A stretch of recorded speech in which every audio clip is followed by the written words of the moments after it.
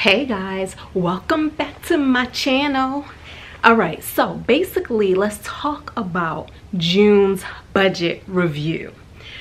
Earlier this month, at the beginning of June, you've seen my predictions of what I plan to do with my money, and now in today's video we're going to take a look at what I actually did with my money. Okay, so on this side of the column is what I predicted would happen, and on the other side is what actually happened. Things highlighted in pink means I did better than expected, and then if it's highlighted in yellow, it means I did either worse than I expected or I didn't budget for it at all.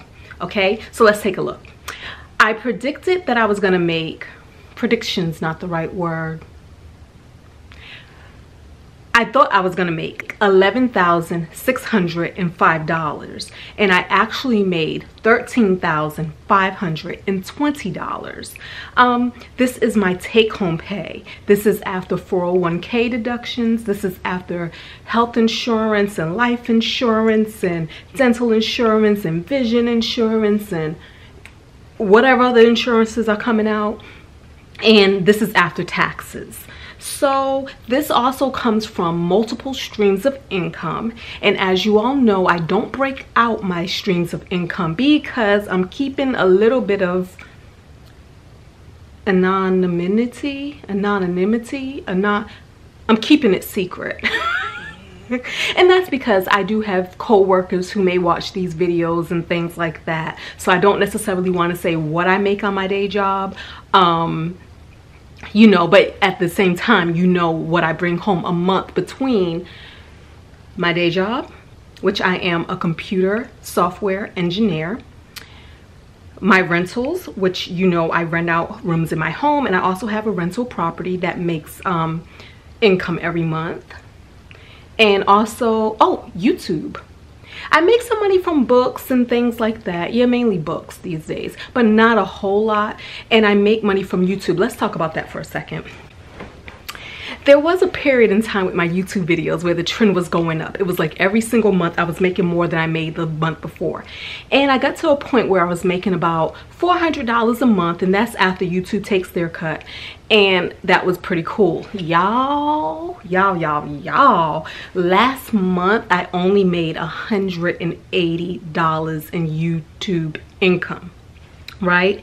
And that can be a little discouraging. So the bottom line is, with the money dropping drastically from my YouTube videos, it felt a little discouraging to me, and I had to ask myself a question. Let's say like if it's $150 a month.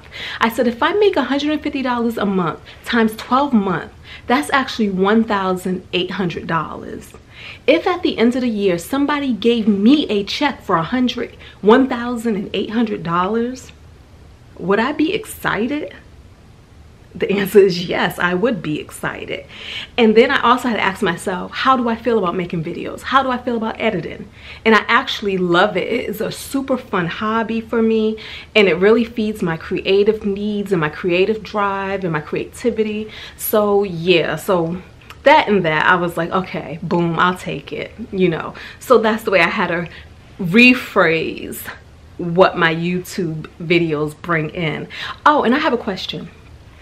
I was flirting with the idea of actually doing breakdowns for my YouTube channel, like with the money that I earn. Would you guys be interested in seeing something like that? Like me talking about what did I earn this month and the numbers, not going too deep into the analytics or anything, but just basically talking about the numbers and comparing them to the month before and yada, yada, yada.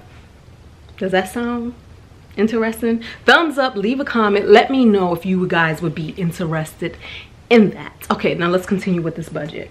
I said I was going to give $700 in gifts. I actually gave $970 in gifts. HOA was $95. Gas, I said $100. The bill actually came in at $40.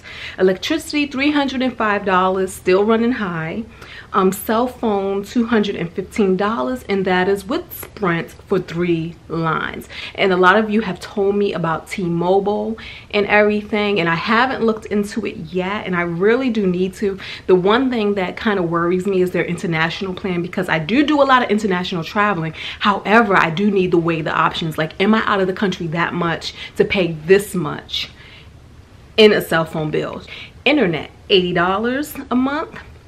Security systems for 2 homes, $120 a month. Insurance for 3 cars. What's the insurance for? Yeah, it's for 3 cars. I pay somebody else's insurance, and I also pay for homeowner warranty insurance or something for my property, and that is, I said $270. It actually came in at $260 a month. Easy Pass, I set aside $25 for it, and I didn't pay anything in Easy Pass this month. Car registrations came in at $220, and that was for, I believe, 3 cars. Yep, 3 cars being registered.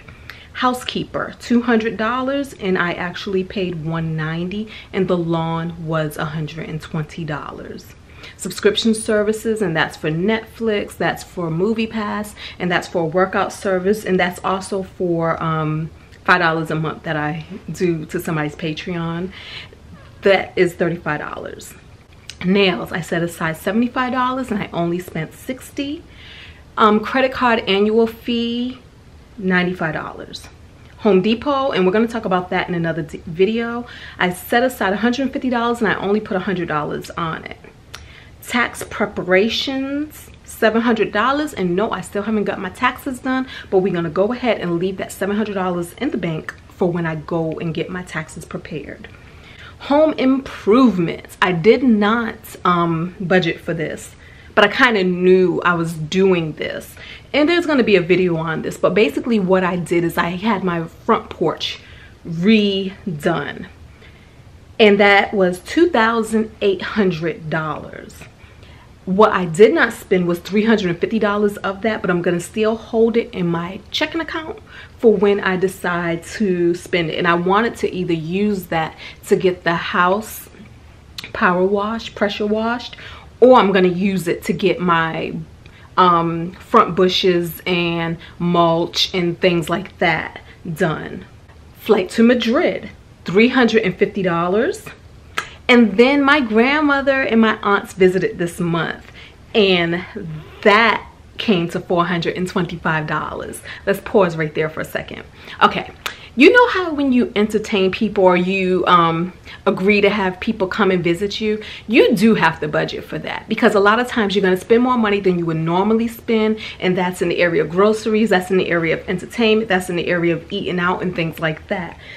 Yeah, so I just think that it's super important for you to be mindful of that, because you know what, there's going to be times where, I don't know, people may want to plan to visit, and you have to really take an honest look at your budget and say, no, now's not a good time, it's not in my budget.